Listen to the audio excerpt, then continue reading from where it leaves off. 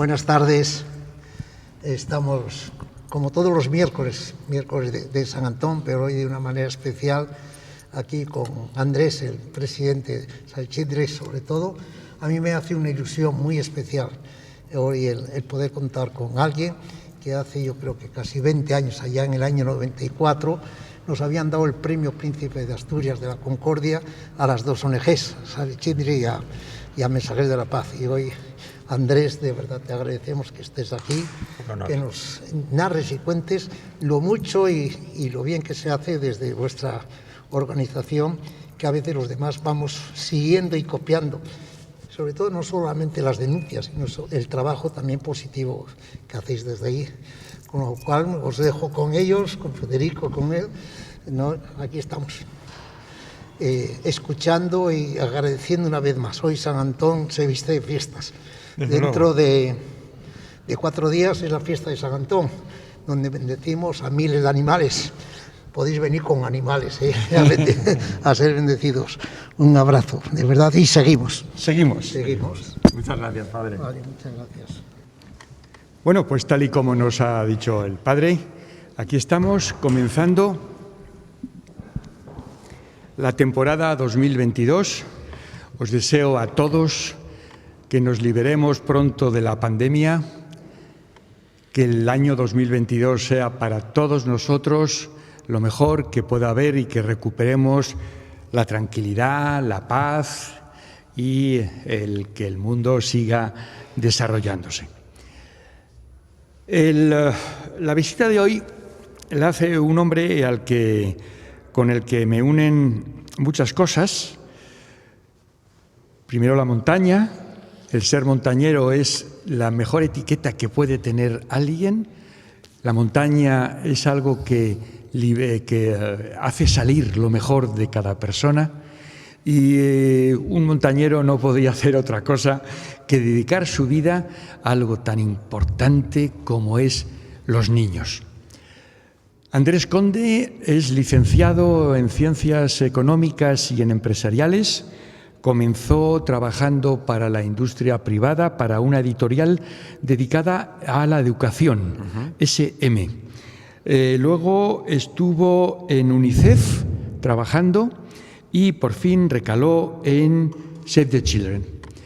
Desde allí sigue haciendo una labor excepcional, porque Andrés entiende que son las peores víctimas que puede haber en el mundo, las perfectas víctimas inocentes, porque además son los que sufren las mayores privaciones ante la mayor impunidad y gravedad de todo lo cuanto se hace contra los niños. Save the Children aglutina a 600 profesionales y se cuida de algo como la nutrición, la salud, la educación, la protección de los niños. Actúa en 22 países, ha afectado a 3 millones de niños.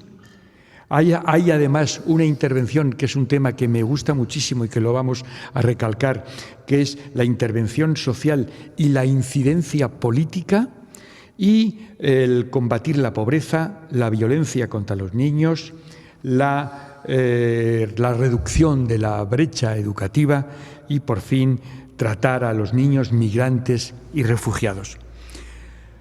Voy a utilizar una frase del propio Andrés para comenzar esta charla, que es: cada generación de niños y niñas ofrece a la humanidad la oportunidad de reconstruir al mundo de su ruina. En efecto, los niños son las primeras generaciones, pero los niños de hoy serán los adultos de mañana. Bienvenido, Andrés. Muchísimas gracias, Federico. A la iglesia de San Antón, tu casa, te damos la bienvenida. Y bueno, los niños ya hemos dicho y coincidimos en que son los más vulnerables. Háblanos de qué sufren los niños que no sufren los adultos. Así es. Bueno, lo primero, un honor, un grandísimo agradecimiento poder estar aquí. Estoy entre amigos, estoy en una casa que siento propia. Como ha explicado antes el Padre Ángel, tenemos el orgullo de compartir el Premio Princesa de Asturias de la Concordia con Mensajeros de la Paz, en una campaña que hicimos juntos focalizada en los niños soldados, ¿no? Que son, desde luego, uno de los niños y del grupo de niños que sufre peores vulneraciones de derechos. Sí, efectivamente es así, Federico. Nosotros, fíjate, Save the Children nace de la iniciativa de una mujer, igual luego tenemos la oportunidad de hablarlo en detalle, una mujer británica que ya en el año 1919, hace 102 años, ¿no? Lo que se da cuenta, después de viajar por Centro Europa, después de viajar por Centro Europa, justo después de la Primera Guerra Mundial, es que sin ninguna duda las peores víctimas en aquel momento de la Primera Guerra Mundial, ¿no? Eran los niños y las niñas, con enorme diferencia, en cualquier situación, o sea, en términos de salud, en términos de nutrición, en términos de exposición a la violencia, en términos de pérdida de oportunidades, siempre los niños y las niñas, ¿no? Y mi experiencia y la de nuestra organización, después de 102 años de trabajo, ahora en 118 países, es que sigue siendo así. O sea, siguen siendo niños y niñas las principales víctimas de todo lo peor que ocurre en el mundo, ¿no? Y además ocurre una circunstancia adicional, que es que, así como los adultos, podemos vivir temporalmente, ¿no? En una situación de privación, en una situación de angustia o sometido a la violencia, muchas veces sin que tenga consecuencias definitivas sobre nuestras vidas. Cuando un niño o una niña vive sometido a privaciones o vive víctima de violencia durante un tiempo, eso tiene consecuencias para el resto de sus vidas. Se convierte para siempre en un adulto o una adulta menoscabado en sus oportunidades de desarrollo. Entonces es doblemente injusto, por su especial vulnerabilidad y porque condiciona fuertemente el resto de su vida, que a los adultos no siempre es el caso. Porque cualquier vulnerable puede ser sospechoso de haber merecido o no lo que sufre, pero un niño jamás podrá ser sospechoso de la injusticia. Sí, yo creo que es así, ¿no? Son los completamente inocentes de las circunstancias en las que viven, ¿no? Son aquellos, quizá por eso, ¿no? La infancia es un colectivo que siempre recoge una gran adhesión, despierta una enorme empatía, ¿no? Porque todo el mundo entiende que un niño o una niña nunca es responsable de las circunstancias en las que vive, ¿no? Y merecen todo el apoyo, ¿no? Porque es una responsabilidad de los adultos ofrecerles las oportunidades que necesitan, ¿no? Eglantine Jebb, la figura femenina, la fundadora de Save the Children, batió y rompió muchas barreras. Primero, ser mujer en 1919, que era una rémora, lo sigue siendo hoy, pero afortunadamente cada vez más mitigado, pero entonces fuera una heroína. Pero sobre todo, después de viajar por Centro Europa tras la Primera Guerra Mundial, se dio cuenta que no había fronteras ni ideologías. Los niños simplemente sufrían. Sí, así es, ¿no? Ella siempre decía que el llanto de un niño es el único lenguaje completamente universal que hay en el mundo, ¿no? Y es así, ¿no? Yo creo que es lo que más fuertemente nos interpela. Esta mujer es extraordinariamente interesante. Es una de las pioneras en la conquista de los derechos humanos, a pesar de que históricamente y posiblemente por ser mujer no tiene el reconocimiento público que merece, ¿no? Pero ella lo que vio rápidamente es eso, después de la debacle que supuso la Gran Guerra, las circunstancias terribles en que vivían los niños en el centro de Europa. Es decir, en la zona enemiga de su país de origen, del Reino Unido, ¿no? En aquel momento Inglaterra. Entonces se dio cuenta de las circunstancias terribles en las que vivían y volvió a su país convencida de que tenía que fundar una organización, lo primero, de alcance global, poderosa, y lo mencionó así, y capaz de llegar a la esquina más remota del mundo. Hoy, 102 años después de aquella visión, es verdad que somos una organización de 26.000 personas en el mundo y que llega a más de 40 millones de niños. O sea que podría decirse que tuvo éxito, ¿no? Tiene Eglantine una anécdota personal respecto de la justicia británica. Sí, eso... Claro, ella luchaba, regresó a Inglaterra intentando movilizar recursos económicos para atender la hambruna que vio en Alemania, en Austria, en Centro Europa, ¿no? Entonces, eso significaba recaudar dinero para los enemigos, que acababa de terminar la Guerra Mundial. Entonces, esto fue enormemente controvertido, pero ya tenía claro que más allá de enemigos eran seres humanos en situación crítica y merecían todo el apoyo, ¿no? Pero además, es que en aquel momento Inglaterra sometía a bloqueo económico todas las potencias aliadas vencedoras de la Gran Guerra, sometía a bloqueo económico a los países perdedores, lo que llevaba a una hambruna galopante, ¿no? Entonces también pidió al gobierno que cambiase esa política, que acabase el bloqueo económico a los países perdedores, porque si no íbamos a vivir una debacle en términos de hambre, ¿no? Eso le llevó a ser muy controvertida. Sus campañas en la calle, porque físicamente se situaba en la calle, ¿no?, contra el gobierno, la llevaron a ser arrestada y a ser juzgada y condenada por el juez. Sin embargo, al escuchar los argumentos que ella utilizó hacia el juez lo que le dijo fue: con la ley en la mano, a usted yo tengo que condenarla a una cantidad económica enorme como multa, ¿no? Sin embargo, permita que haga yo una donación a su causa por ese importe, de modo que usted no tenga que ir a la cárcel, ¿no? Y fue el juez que la condenó el que le salvó de la cárcel gracias a su donación. Menos mal que entre los hombres y las mujeres del mundo hay personas como Eglantín. Efectivamente, ¿no? Y una luchadora. Ella tenía otra filosofía, pues parecida quizá a la del Padre Ángel, ¿no? Ella decía siempre que para tener éxito en la vida había que dar la vida. Y eso hizo. O sea, realmente fue una persona de una entrega, o sea, consumió su vida en la lucha por los derechos humanos de los niños y las niñas, y fue una figura enormemente relevante, ¿no? Save the Children tiene un éxito a raíz de la formidable actuación de Eglantín. ¿Y cómo se constituye? Se internacionaliza porque tiene éxito, empezó a recibir donativos de todo el mundo y se establece. ¿Como organismo completamente independiente o se agrupó a UNICEF o algo por el estilo, o no? No, es muy interesante también. Bueno, primero, la ambición de esta mujer, de su fundadora Eglantine Jebb, lo que produjo es que en el plazo de un año había fundado la organización no solamente en Inglaterra, sino también en Australia, en Suecia y en Canadá.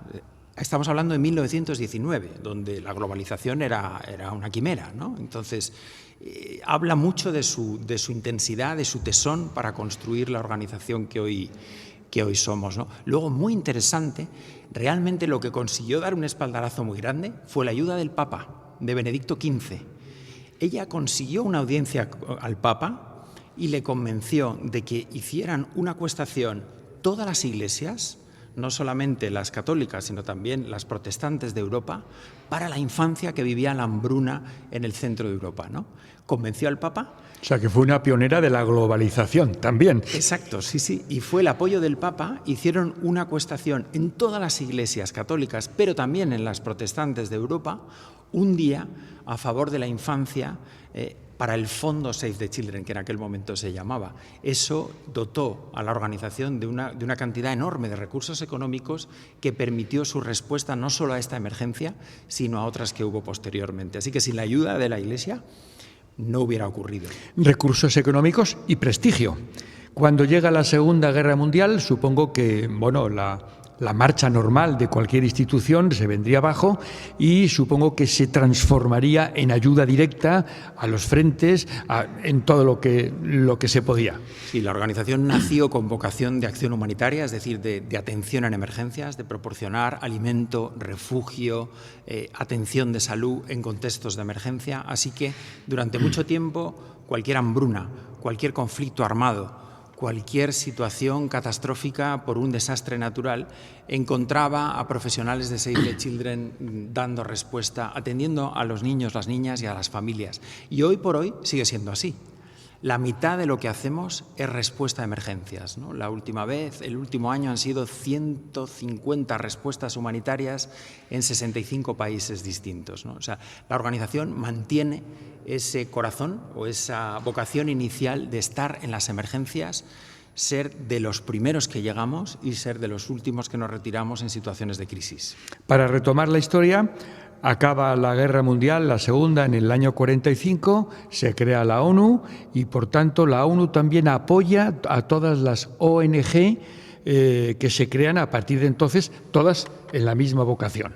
Barcos diferentes, pero con el mismo rumbo y con los mismos objetivos, o muy parecidos. Sí, exacto. En el caso de las organizaciones de infancia, todas trabajamos bajo el paraguas común que supone la Convención sobre los Derechos del Niño, ¿no? Es un tratado internacional, el más ratificado de la historia, y esa es nuestra hoja de ruta, eso es por lo que trabajamos todos, ¿no? Entonces, ahí hay una identidad, una afinidad enorme de propósito, aunque cada uno esté especializado en aquello que puede hacer mejor, ¿no? Eglantyne hizo además otra cosa. Creó lo que fue el embrión de los derechos universales del niño. Los escribió y luego fue tomado su documento como la base iniciática para la formalización definitiva que luego vamos a repasar. Antes de ello, quisiera preguntar, vamos a ver, hoy, ¿cómo funciona Save the Children en el mundo? ¿Qué es Save the Children España respecto de la unidad mundial? Y, ¿cómo se llevan a la práctica todas las acciones de respuesta humanitaria? Save the Children es una federación, somos 30 países, 30 oficinas en 30 países distintos, que unidos trabajamos para conseguir la respuesta humanitaria o la respuesta en programas de desarrollo en un número de países muchísimo más amplio, en los países más frágiles del mundo, ¿no?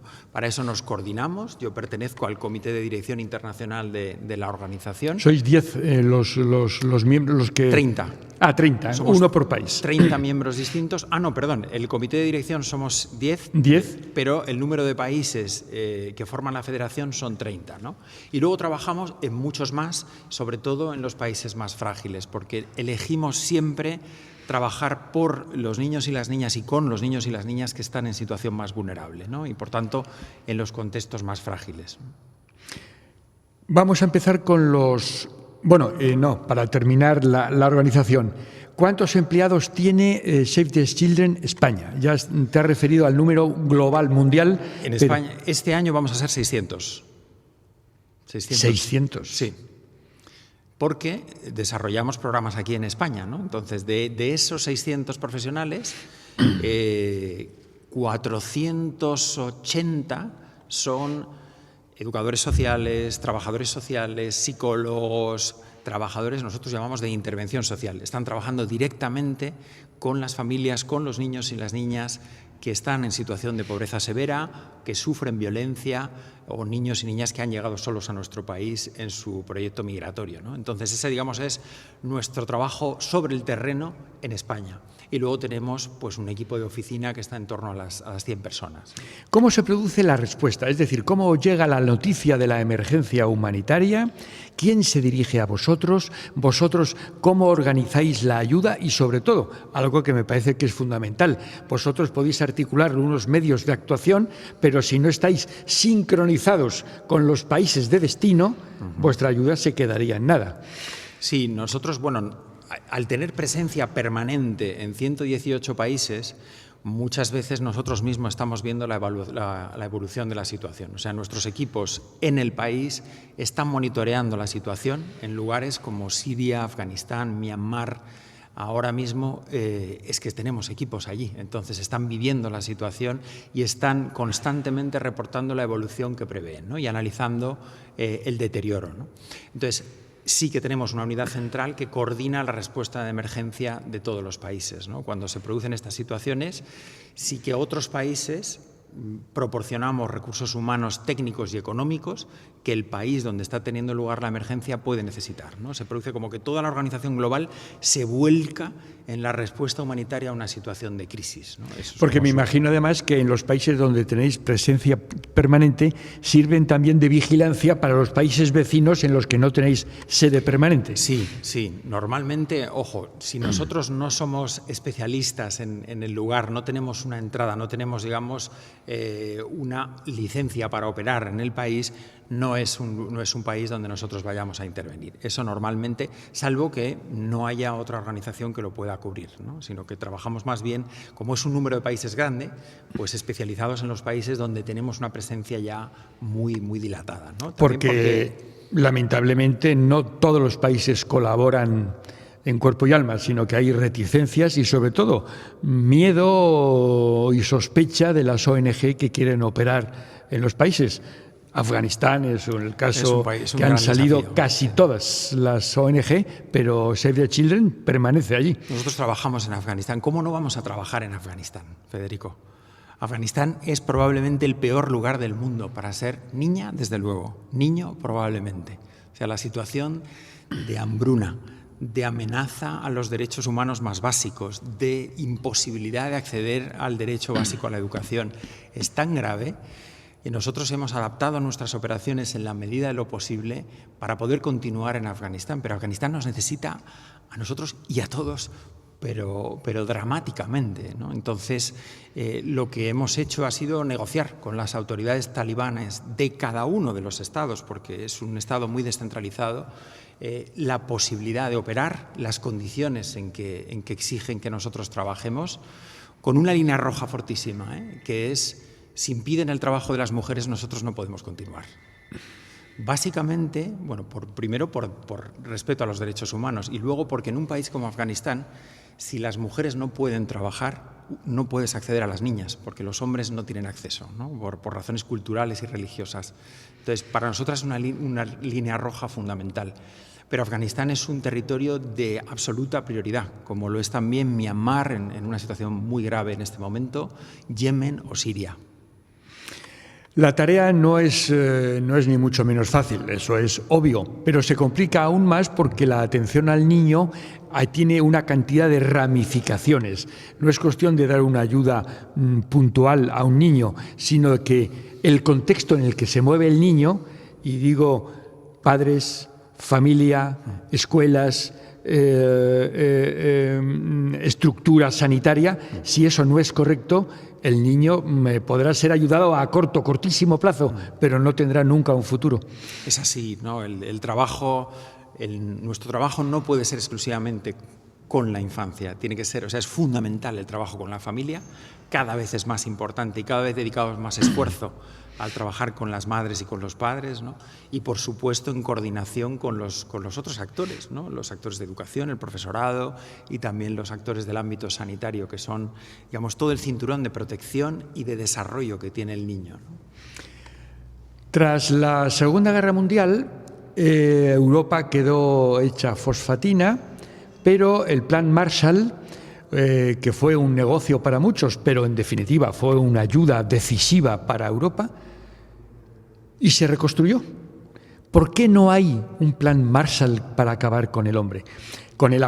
Leí una frase que quizá sea muy populista, pero que si invirtiéramos en combatir el hambre, el dinero que se gasta Europa en perfumes en una Navidad, se acabaría el hambre en el mundo.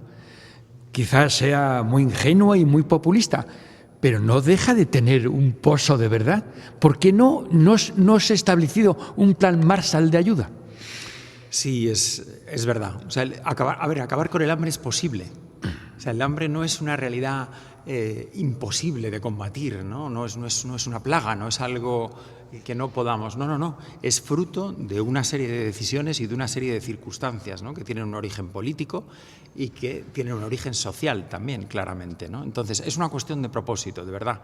En el mundo existen los recursos humanos, económicos y técnicos para poder desarrollar intervenciones que reduzcan la inseguridad alimentaria y alimenten a la población. Pero tiene que haber una transferencia de recursos, norte-sur, tiene que haber una preocupación real en las sociedades por combatir esa lacra, ¿no? Que mata a tantísima gente. Y por desgracia, yo creo que no queremos reducir nuestros niveles de bienestar para que otros puedan vivir con una mínima dignidad. Pero sin eso es difícil que ocurra, ¿no? Porque en Afganistán, hablando, por ejemplo, del problema de educación de los niños, mientras sigan siendo educados niños y niñas en las enseñanzas fanáticas del Islam, no se puede hacer nada. Topamos contra un muro real que de momento hoy es absolutamente... Es así, pero cuidado. O sea, Afganistán ha vivido en los años previos a la llegada actual de los talibanes un progreso educativo descomunal, ¿eh? O sea, el aumento Ha habido 2 años más de escolarización en el país, que es muchísimo en términos de progreso educativo. El acceso de las niñas a la escuela ha sido universal prácticamente. O sea, ha habido unos años de muchísimo progreso. E incluso bajo normas y valores que no compartimos, tenemos que seguir trabajando por la educación en Afganistán. No podemos abandonar a esos niños y niñas entendiendo que hay algo que lo hace. Mira, tiene que ser posible. Quizá no vamos a llegar tan lejos como nos gustaría, pero tenemos que seguir negociando con esas autoridades para que la educación de las niñas sea posible y para que la educación progrese en el país, ¿no? Clarísimamente. El padre Ángel escribió un libro, Un mundo mejor es posible, en el que analiza, bueno, pues la trayectoria de guerras, educación, hambre, y realmente un mundo mejor es posible. De hecho, lo es. Si comparamos las estadísticas de hoy, dicen, hay 600 millones de personas en el mundo que pasan hambre radical. Son 600 millones de tragedias. Pero es que hace solo 20 años eran 900. Sí. Ocurre Eso lo es mismo así. con las guerras. Hay guerras terribles, Myanmar, ahora mismo en Etiopía, pero ya no hay las monstruosidades de la Segunda Guerra Mundial de 100 millones de muertos. La respuesta sanitaria a las crisis sanitarias son excepcionales. Incluso ahora la que estamos padeciendo, con qué velocidad. Pero todavía quedan 600 millones de personas que nos están esperando. Es así, pero no podemos minusvalorar los avances, porque son espectaculares.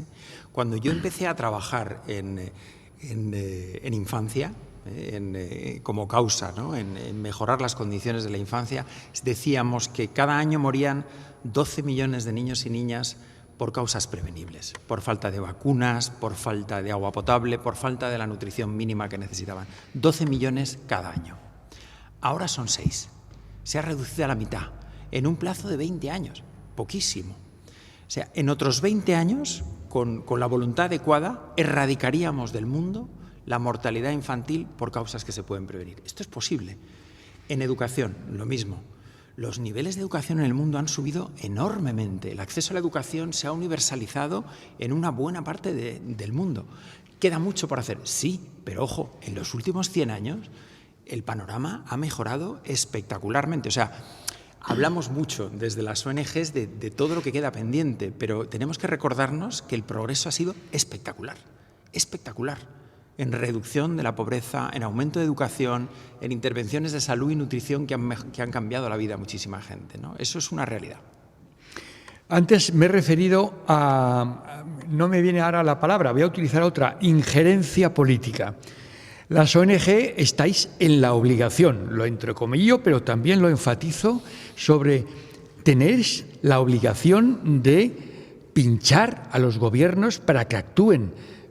Es curioso que os llaméis como mensajeros, que somos organización no gubernamental.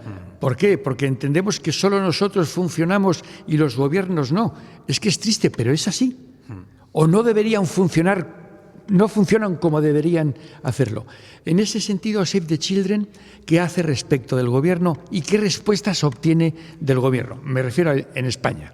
Sí, nosotros en Save the Children pensamos que lo que tiene, sinceramente, lo que tiene más capacidad de cambiar de manera sostenible la vida de los niños y las niñas son las políticas públicas. Es así, porque es la movilización de enormes presupuestos, es dar sostenibilidad a las acciones, es universalizar las medidas que se implanten. Entonces, las políticas públicas tienen que mejorar la situación de la infancia. Entonces, nuestro trabajo como organizaciones independientes es influir positivamente sobre esas políticas públicas. Es, digamos, hacer lobby, si quieres, leer la cartilla. Nosotros lo vemos más bien como hacer sugerencias realistas a las fuerzas políticas para provocar cambios sobre la infancia. Las prioridades políticas son múltiples y la voz de los niños es inaudible. Entonces, tenemos la responsabilidad de explicar a las fuerzas políticas los problemas que estamos viendo en las familias que estamos atendiendo y de sugerirles las soluciones que podrían cambiar esa situación. Como especialistas y profesionales, claro. Sí. En España, en concreto, para nosotros es completamente inaceptable que, siendo la cuarta economía de la Unión Europea, los menores de 16 años sean el grupo de edad en mayor situación de exclusión social. Esto es completamente anormal. Es que no es normal, que son los niños y las niñas los que están en situación de mayor vulnerabilidad, exclusión social. Es que, de nuevo, existen los recursos para cambiar esa situación, pero hace falta políticas públicas eficaces para llevarlo a cabo. En el ámbito de pobreza, ¿no? 742.000 niños están en España en este momento, un país en donde apenas hay niños, por cierto, 742.000 viviendo en carencia material severa. No es en riesgo de pobreza, no es en situación de pobreza, es sufriendo carencias materiales cada día. Es que esto no puede ser, Federico. Entonces, tenemos que exigir a las políticas públicas respuesta a esa realidad, de verdad. Si miramos yendo a otro ámbito, no puede ser que 1 de cada 2 denuncias que recibe la policía por abusos o agresiones sexuales tenga como víctima a un menor de edad en nuestro país. Que no puede ser. 1 de cada 2 agresiones sexuales es sufrida por un niño o un adolescente, ¿no? Esto, de verdad, lo mismo, puede cambiar y debe cambiar, pero necesitamos eso, una mirada pública de que aquí hay un problema que debemos erradicar, y luego la puesta en marcha de políticas eficaces en este sentido. Entonces, pero fíjate, muy recientemente y por motivos exclusivamente de conveniencia política, partidas sociales se siguen reduciendo. Sí, claro, es lo incomprensible, es lo inaceptable, porque, ojo, que no es tanto dinero, Federico, si no es tanto, la inversión no es tan cuantiosa, son cantidades bastante asumibles por el presupuesto general del Estado, ¿no? Es cuestión de priorizar, es cuestión de voluntad. Los países que han conseguido reducciones importantísimas en la pobreza que afecta a los niños y las niñas o en la violencia hacia la infancia simplemente es que le han puesto foco, le han puesto prioridad, recursos, atención y han conseguido reducciones importantísimas. Nuestro país, en otra ocasión te lo comentaba, no es un buen país para ser niño, pero tiene las condiciones para serlo. O sea, nuestro país tiene pocos niños, lo primero. Excepto Japón, nadie tiene la natalidad más baja que nosotros. Entonces deberían ser un bien social escaso, porque lo son, en términos numéricos, ¿no? Es un país también, como país del sur, mediterráneo, muy familista, donde las relaciones sociales son muy fuertes y eso es bueno para el bienestar emocional de los niños y las niñas. Sin embargo, los más pobres son los menores de 16 años. Los que sufren mayor violencia son los menores de 16 años. La mayor tasa de abandono escolar temprano de toda la Unión Europea es la que tiene España. Lo que dice muy poco de en qué medida estamos valorando la educación como algo crítico, ¿no? Entonces, hay muchísimo que hacer en materia de infancia, pero necesitamos prioridad política, presupuestos adecuados y respaldo social a esa apuesta. Fíjate, al margen de tus afirmaciones que comparto totalmente en España, sin embargo creo que hay una sensibilidad en el mundo que es relativamente nueva, pero excepcionalmente eficaz. Por ejemplo, la respuesta popular frente a las guerras. Antes enardecía a las masas la posibilidad de una afrenta o de una conquista. Hoy, sin embargo, hay un rechazo total y completo. La sensibilidad por las muertes, por la educación de los niños, ha ayudado a las ONG. Y no se puede luchar contra corriente. Es que los políticos, los gobiernos son tan ciegos de no advertir esta nueva corriente social. Pero sí, yo siempre pienso que para que haya voluntad política tiene que haber voluntad social, ¿eh? O sea, la política cada vez más responde a la sensibilidad de la opinión pública y cada vez es más pragmática en ese sentido, ¿no? Más electoralista en su mirada y, por tanto, si ven voluntad social, toman medidas. Así que colocamos mucha responsabilidad en la clase política porque la tienen, porque son los que tienen la capacidad de hacer los cambios. Pero también como sociedad tenemos que gritar que esto resulta prioritario para nosotros, resulta inaceptable y que queremos que tomen medidas, ¿no? Porque si no, eso no va a ocurrir, ¿no? Así que yo creo que debemos tener una combinación de voluntad social que produzca voluntad política, ¿no? Los derechos del niño son derechos fundamentales, no podemos jamás obviarlos, con un matiz que a ver si me lo confirmas. Los derechos a la no discriminación, a la educación, etcétera, etcétera, pasan por una situación económica, sanitaria, de salud estable. No podemos exigir educación a niños muertos, por decirlo de una forma salvaje. Es decir, que la primera ayuda, lo que hace Save the Children, es fundamentalmente esas emergencias y luego los aditamentos. Sí, claro. A ver, lo primero que tenemos que garantizar es que niños y niñas sobreviven. Eso es lo primero.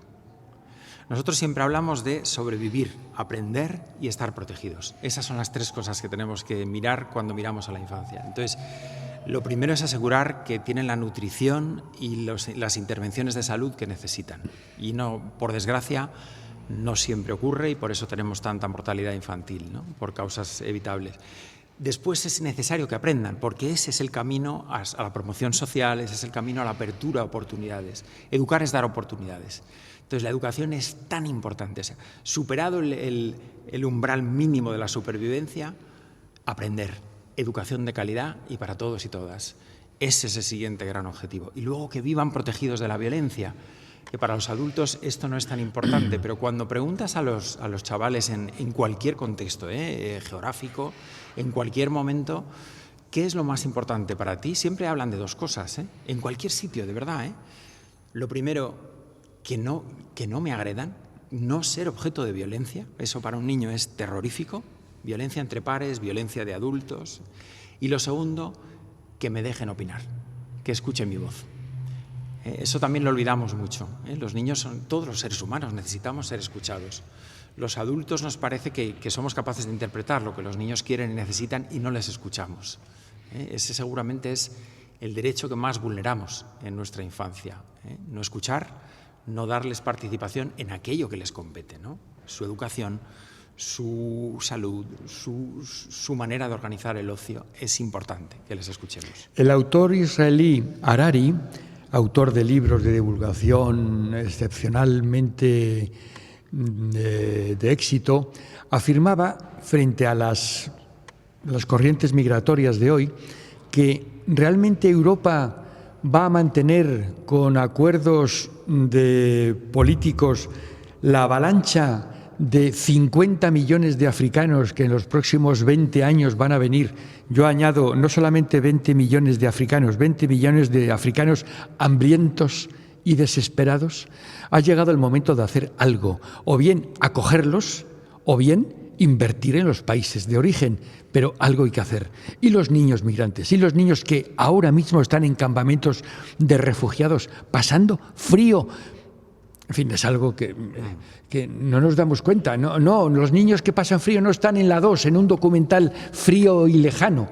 Están ahora mismo pasando frío en los campamentos. Yo creo, Federico, que hay que hacer ambas cosas. O sea, hay que acogerlos, sí. Pero, a ver, por un lado, digamos, desde una mirada ética o humanitaria, desde luego. Pero desde una mirada de sostenibilidad de nuestras sociedades, es que, entiendo que la cuestión migratoria siempre es controvertida, pero no somos sostenibles. Sin la llegada de un contingente migratorio importante, no vamos a poder pagar las pensiones, no vamos a poder pagar los seguros de desempleo, no vamos a poder pagar la educación y la sanidad, sinceramente, sin la llegada de cientos de miles de migrantes a España. Esto hay que decirlo.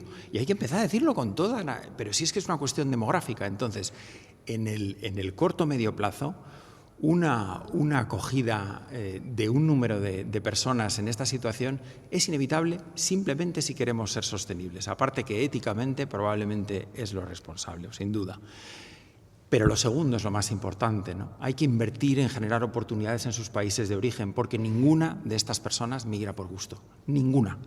Nadie se va de su casa, deja su familia, se va a un lugar con una cultura y con una lengua distinta. Atraviesa océanos en embarcaciones ridículas, jugándose la vida. Si no está en una situación en donde no le queda otra, de verdad, preguntemos a las personas migrantes con las que compartimos la vida, que lo que quieren es vivir en su país. Entonces, si ayudamos a generar oportunidades en sus países, ellos van a preferir quedarse ahí, igual que nosotros preferiríamos estar en el nuestro.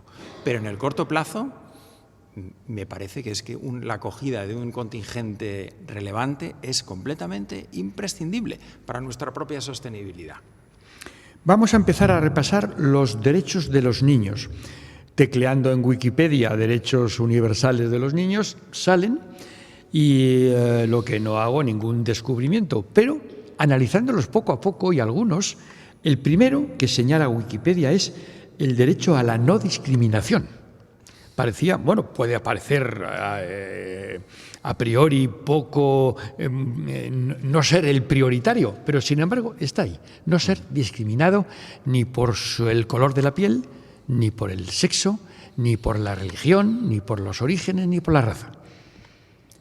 Sí, y parece obvio, dices, bueno, ¿tenemos ese problema en España? A ver, en el mundo que los niños son discriminados, esto es obvio, ¿no? O sea, por diferentes factores. O sea, el más importante es el de género. O sea, ahí hay un factor de discriminación descomunal cuando hablamos en términos globales.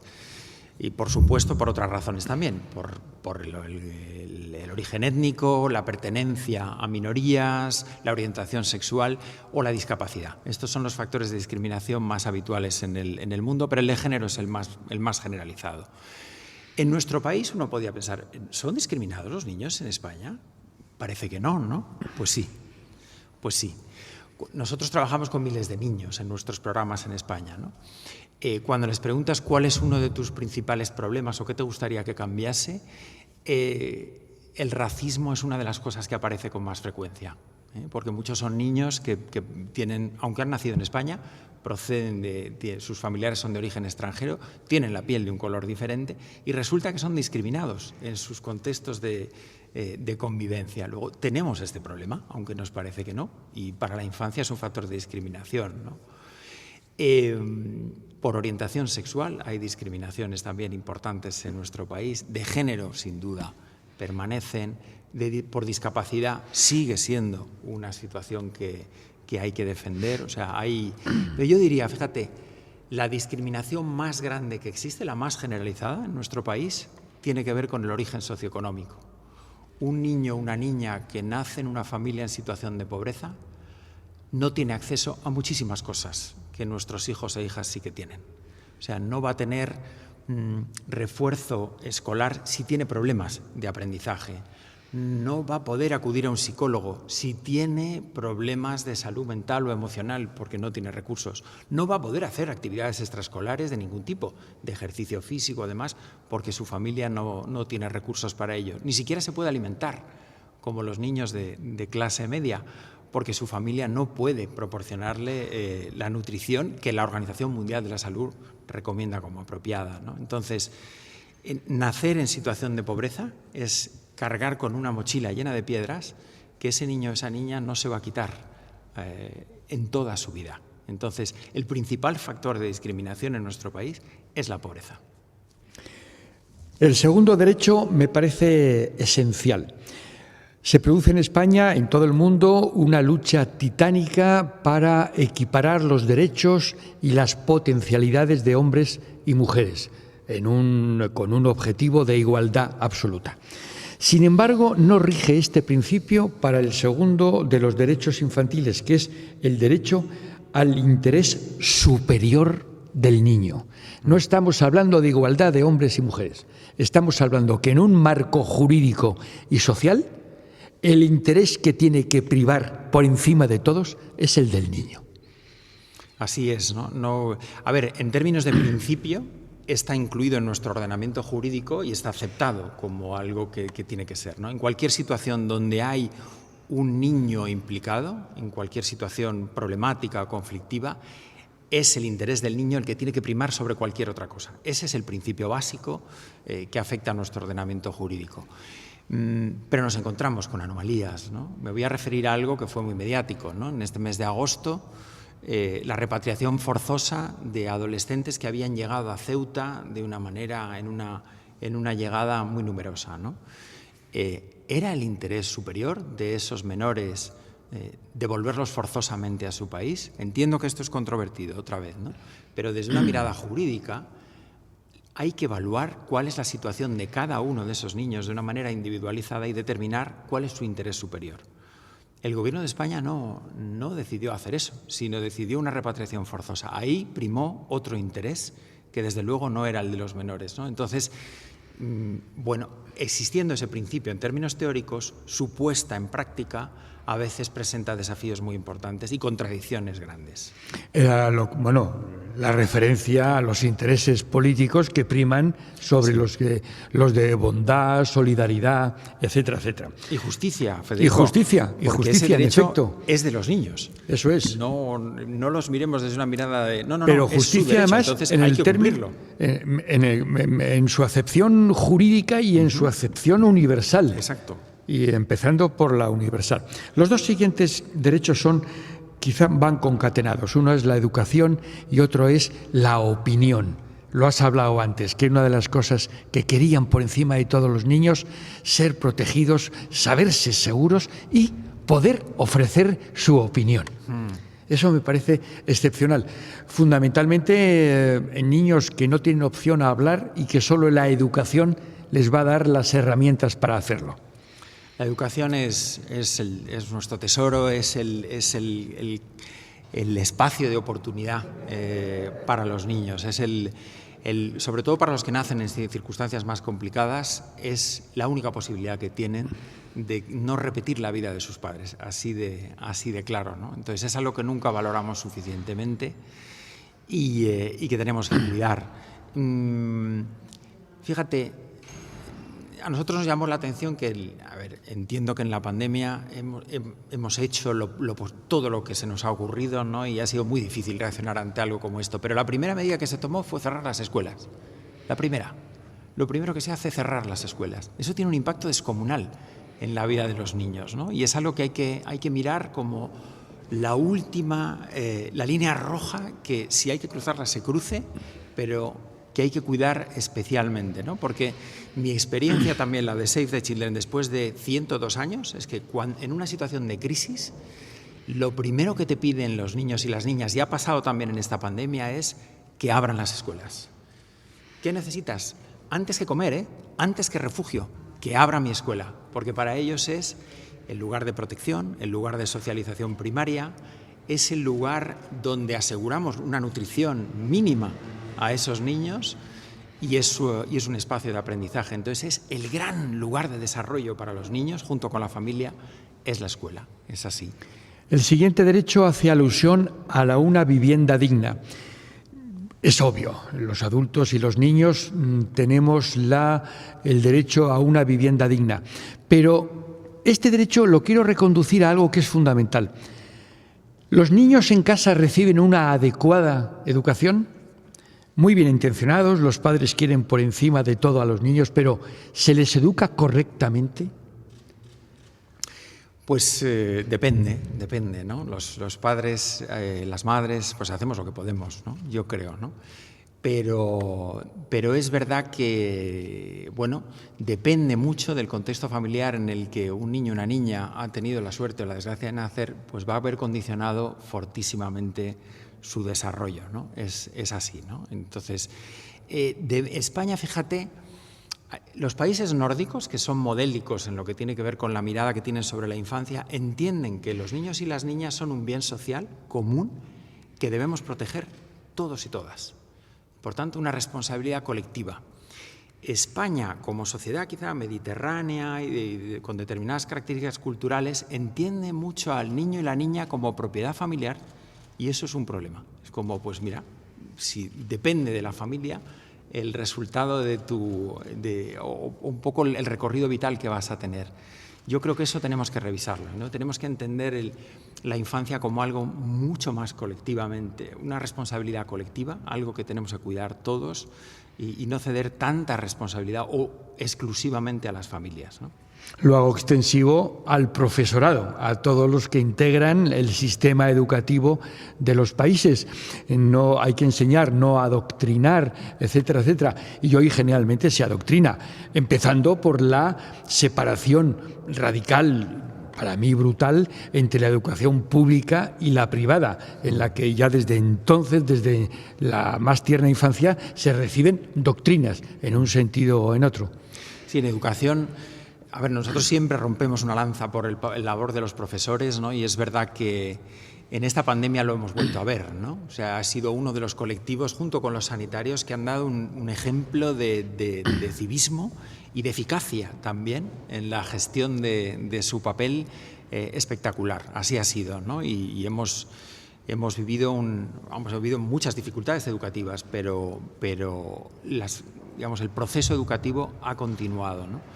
Pero nos preocupa mucho cómo la educación ha perdido su capacidad de ser ascensor social en nuestro país. Lo fue.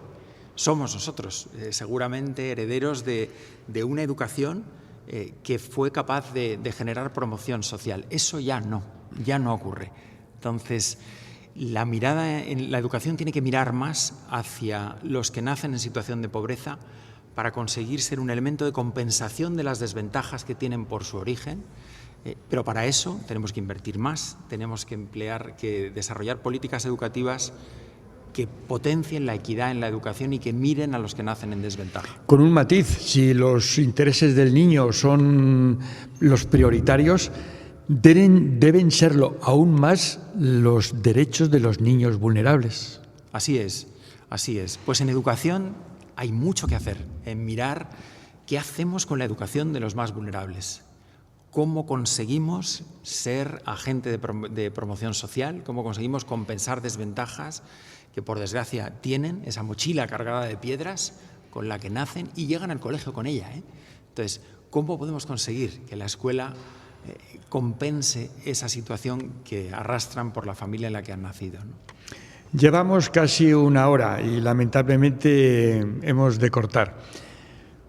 Después de lo que hemos oído, realmente quedo en el convencimiento de que hay muchísimo por hacer, pero que también se ha conseguido muchísimo y que la dirección, la velocidad, la intensidad es la correcta.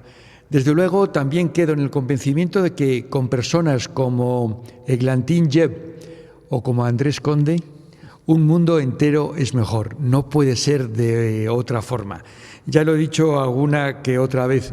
La bonomía, esa palabra tan pasada de moda, pero que la quiero poner otra vez en candelero después de hablar con personas como Andrés Conde. Gracias de corazón. Es costumbre hacer regalos a los que tan amablemente se pasan por la iglesia de San Antón. El primero de ellos es típico de esta casa, una estatua diseñada por el Papa Francisco, un sin techo, durmiendo en un banco en el que se lee la frase «Solo nos arrodillamos ante Dios y un niño».